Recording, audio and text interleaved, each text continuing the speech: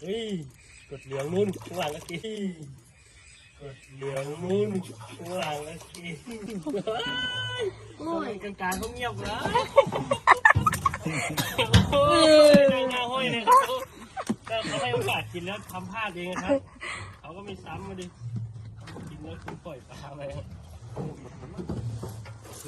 เยอะหมดจังมั้ง